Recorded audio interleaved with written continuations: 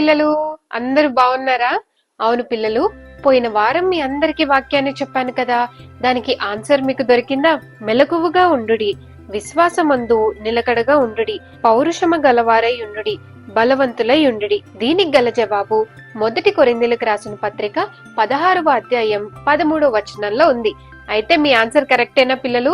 ఇప్పుడు నేను మీ అందరికి ఇంకో వాక్యాన్ని చెబుతాను. సమస్తమును దేవుని వలనైనవి, ఆయన మనలను క్రీస్తు ద్వారా తనతో సమాధానపరచుకొని ఆ సమాధానపరచు పరిచర్యను మాకు అనుగ్రహించను. 2వ కొరింథీయులకు రాసిన పత్రిక 1వ అధ్యాయం నుండి 7వ అధ్యాయం వరకు చదివి ఎక్కడ ఉందో నెక్స్ట్ వీక్ మీరు నాకు చెప్పాలి. చెప్తారు కదూ?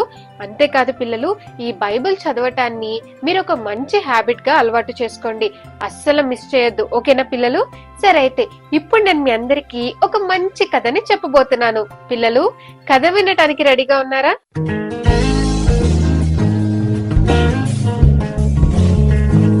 చాలా కాలం క్రితం ఒక రాజు ఉండేవాడనమాట. ఆ రాజు పేరు హెన్రీ. ఈ కింగ్ హెన్రీ అంటే ఆ ఊర్లో ఉన్న వాళ్ళందరికీ చాలా ఇష్టము, అలాగే ఎంతో అభిమానం కూడా.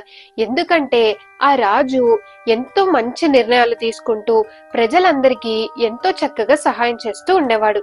అయితే అతని ఒంటి మీద ఒక మంచి ఉంగరం ఉండేది పిల్లలు. ఆ ఉంగరం బంగారపు ఉంగరం, అది చాలా విలువైనది కూడా. దాని మీద ఈ విధంగా వ్రాయబడి ఉంది, ఏమనంటే దిస్ టు షెల్ పాస్ అని, అంటే ఇది కూడా గతించిపోతుంది అని. ప్రతిరోజు రాజు ఆ ఉంగరాన్ని చూస్తూ ఈ విధంగా అనుకునేవాడు, మనము ఏమీ తీసుకెళ్ళం ఇక్కడి నుంచి, ఏది జరిగినా అవన్నీ గతించిపోతూనే ఉంటాయి, మంచైనా చెడైనా అని అన్ని విషయాల్లో ఇలా ఆలోచిస్తూ ఉండేవాడు. కొద్ది రోజులు గడిచిన తర్వాత ఆ రాజుగారు తనకున్న అందమైన తోటలో అలా నడుచుకుంటూ వెళ్తూ ఉండగా సడన్ గా అతని చేతిని చూసేసరికి ఆ ఉంగరం లేదు. అయితే అతడు వెంటనే భయపడి అక్కడంతా వెతికాడు, కానీ ఆ ఉంగరం ఎక్కడ పెట్టాడో అతనికి గుర్తు రాలేదు. దాంతో మంత్రులందరూ రాజు దగ్గరికి వచ్చి, అయ్యో ఆ ఉంగరం పోయిందా, అసలు ఆ ఉంగరం ఉంటేనే మన రాజ్యానికి ఎంతో అదృష్టము, అది చాలా మంచిది, అలాంటిది పోయిందంటే ఇక మనకి చాలా బ్యాడ్ లక్, అన్ని దురదృష్టమే జరుగుతాయి అని ఇలా అక్కడున్న మంత్రులందరూ మాట్లాడారు. అప్పుడు రాజు ఏమన్నారంటే, నిజంగా బ్యాడ్ జరిగితే జరగనివ్వండి, ఏముంది, అది కూడా కొద్ది రోజుల్లో గడిచిపోతుంది అని చెప్పాడు. కానీ అక్కడున్న వాళ్ళందరికీ మాత్రం రాజుగారి ఉంగరం పోయింది, ఇక మనకి అంతా చెడే జరుగుతుందని అందరూ అనుకున్నారు.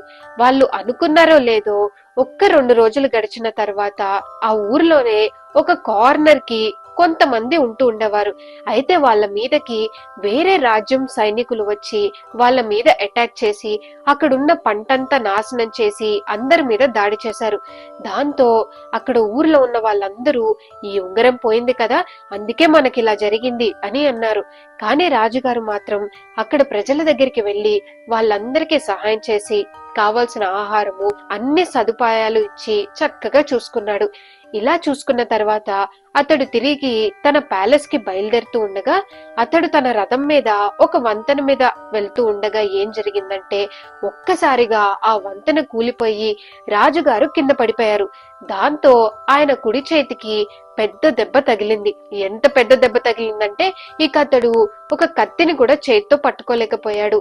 అదంతా చూసి అక్కడున్న మంత్రులు రాజుగారి దగ్గరికి వచ్చి, ఉంగరం పోయింది, వాళ్ళేమో మన మీద అటాక్ చేశారు, ఇప్పుడేమో మీ చేతికి ఇలా జరిగింది అని దాని గురించి బాధపడుతూనే ఉన్నారు. దాంతో రాజుగారు కూడా యుద్ధం చేయాలన్నా అతడి చేయి కూడా సరిగ్గా లేదు కదా, ఇక అందరూ నిరాశతో ఉన్నారు. ఇలా కొద్ది రోజులు గడిచిపోయిన తర్వాత రాజుగారు ఏం చేశారంటే, తనకి కొద్దిగా మనశ్శాంతి కావాలి అని అనుకొని అడవిలోకి ఒంటరిగా ఒక గుర్రాన్ని తీసుకొని వెళ్తూ ఉన్నాడు. అయితే ఒక్కసారిగా వేరే దేశపు సైనికులు అతని మీద దాడి చేయడానికి గుమ్ముగూడారు. దాంతో వాళ్ళందరూ, ఇతడే రాజు, ఇతన్ని పట్టుకొని చంపేద్దాము అని అన్నారు. అంతలో వారిలో కొంతమంది అతన్ని పట్టుకోగా అతను చూసేసరికి చేతికి ఒక దెబ్బ తగిలి ఎంతో నీరసంగా ఉన్నాడు. అయితే అతని దగ్గర ఏమైనా దొంగలించడానికి ఉందేమో అని అతన్ని చూడగా ఒంటి మీద ఒక ఉంగరం కాని ఒక గుర్తు గాని ఏదీ లేదు. అతడి దగ్గర గనుక ఆ ఉంగరం ఉండుంటే అందరికీ అతడు రాజు అని తెలిసేది. కానీ అది లేకపోయేసరికి ఇతడు రాజు కాదు, ఇతడిని మనం ఏమి చేయలేం, ఇతడు సామాన్యుడు అని చెప్పి అక్కడున్న వాళ్ళు రాజుగారిని వదిలేసి వెళ్లిపోయారు. దాంతో రాజుగారు తిరిగి తన ప్యాలెస్ కి ప్రయాణమై వెళ్ళగానే వెంటనే ఇద్దరు మంత్రులు పరిగెత్తుకుంటూ వచ్చి రాజుగారికి ఒక విషయం చెప్పారు. ఏమనగా, ఆ ఉంగరం దొరికింది, అది ఎక్కడుందో తెలుసా, ఆ తోటలోనే మీరు బావి దగ్గర మర్చిపోయారు అని చెప్పి అతనికి తీసుకువచ్చి ఇచ్చారు. రాజుగారు తన గదిలోకి వెళ్లి ఈ విధంగా ప్రార్థన చేసుకున్నాడు. దేవా, అన్ని పోయాయి కదా, ఎందుకు ఇలా జరుగుతుంది అని అనుకున్నాను, కానీ ఇవన్నీ నా మంచి కోసమే జరిగాయి. అది పోవటం ఏంటో, నా చెయ్యికి దెబ్బ తగలటం ఏంటో, వీటి వలన ఈ రోజు నా ప్రాణానికి ఏ హాని జరగకుండా నువ్వు కాపాడావు. ఇదంతా నీ ప్రణాళిక చొప్పున జరిగించినందుకు నీకు కృతజ్ఞతలు అని చెప్పి ఈ విషయాన్ని తన తోటి మంత్రులతో కూడా అందరితో రాజుగారు చెప్పారు. అయితే పిల్లలు, మనం కూడా ఇక్కడ ఒక విషయాన్ని నేర్చుకోవాలి. ఏమనగా, మన పరిస్థితులు ఏవైనా, మంచైనా లేదా చెడైనా సరే, ఇవన్నీ దేవుని చిత్తానుసారంగా దేవుని ప్రణాళిక చొప్పున జరుగుతున్నాయని మనం గుర్తించాలి. ఈ రోజు మనకి బాగోకపోవచ్చు, ఎందుకు మనం అన్ని కోల్పోయాము అని ఇలా నిరాశపడి ఉండొచ్చు. కానీ పిల్లలు, రాబోయే రోజుల్లో అది అంతా మన మంచి కొరకే అని దేవుడు మనందరి పట్ల ఒక మంచి ప్రణాళిక కలిగి ఉన్నారు.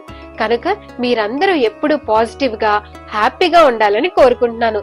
అలాగే ఏ విషయం ఉన్నా సరే దేవుని దగ్గర ప్రార్థన చేసుకుంటూ ఆయన ఎడల విశ్వాసం కలిగి ముందుకు వెళ్ళాలని కోరుకుంటున్నాను. ఓకేనా పిల్లలు? మరి మీరు అలా ఉంటారు కదూ? సరే, అయితే వచ్చే వారం ఇంకొక మంచి కథతో మళ్ళీ మనం సంతోషంగా కలుద్దాం. బై పిల్లలు.